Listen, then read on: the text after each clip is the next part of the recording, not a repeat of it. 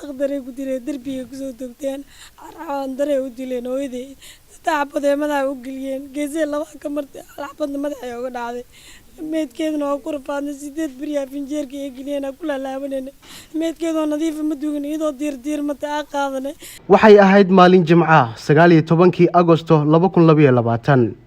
hoygeeda ayay ku dhex dileen rag hubeysan Zahra Cabdullaahi Cali xilli ay isu diyaarinaysay tukashada salaada duhur dilka hooyadan oo ifka kaga tagtay 4 caruur oo isugu jira gabdho iyo wiilal ayaa ka dambeeyay kadib markii muran dhinaca lahaanshiyaha guriga ay degan tahay uu soo kala dhex galay iyada iyo rag hubeysan iyaga oo ku amray inay isaga baxdo haddii kale ay kala kulmi doonto dhibaato taasi oo ugu dambeyntii keentay in raggani ay soo fuulaan dheerka guriga kadibna ay ku dhex togtaan gurigan ayaa ku yaala xaafadda Shirkole Leila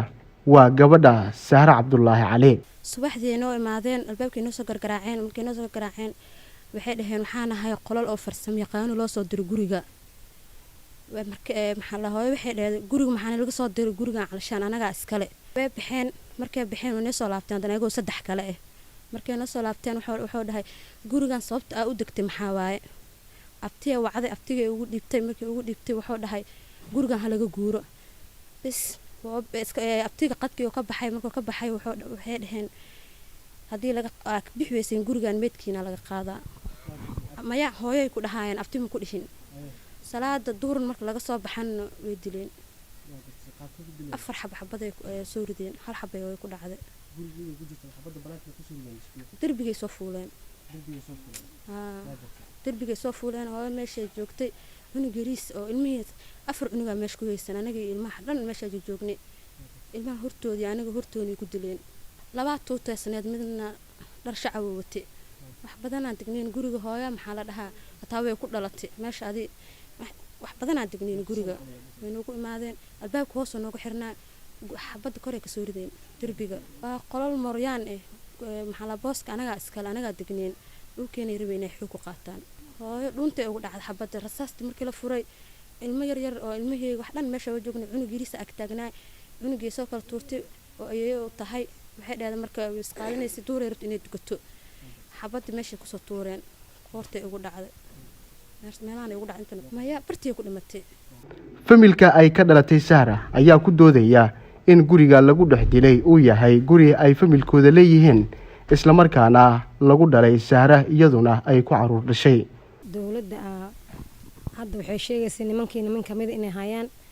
dawladda waxaan ka codsanaa si uu raqsaha badan laba noo kala dhiman inay noo soo qabtaan cadaaladdan ay emersiyaan wixii sharciga islaamka u qabo gabadh inay dhimatay dadkii guriga joogan soo waceen gabadhii derbiga laga soo toogtay niman oo u hanjibeen dhulka nagu haysta dhulka anaga iskale leeyahay ayagana malaha dhulka anaga iskale ma garan niman mooryaan waa in soo adeegsan in kale ma sheegi karan laakiin dhulkaan leenahay gurigaan leenahay dheen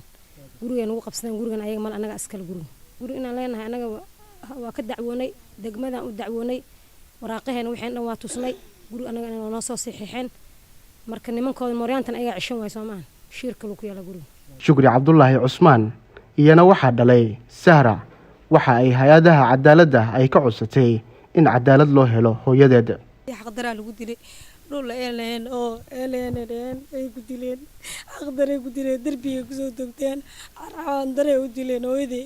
xabadee madaxa u geliyeen geesee laba ka martay xabadna madaxay uga dhacday meedkeeduna waa ku rafaadnay 8 beriyaa finjeerka ee geliyeen ku laalaabanayna meedkeedoo nadiif ma dugan iyadoo diirmata qaadanay banaanka loo bixiyay isbitaalka la geeyay isbitaalka markii la geeyay laga bixiyay waxay dhan qofka uu dhintay CAD anaga u sii wadnaa la soo celiyay waxa la guri lagu dilay halgee waa lagu sabiraha dhaanay ala dhahay waa la cadiba xaqdaraa lagu dilay dhulay 8 sano ee hooyaday ku dhalatay anaga nagula dhalaan lagu dilay maca dawladda ka codsanayna cadaalad noo sameeyaan inay cadaalad noo sameeyaan ninka hooyaday dilay inay tiirka soo istaajiyaan ka codsanayna labada nin dhiman inay noo soo qabtaan ka codsanayna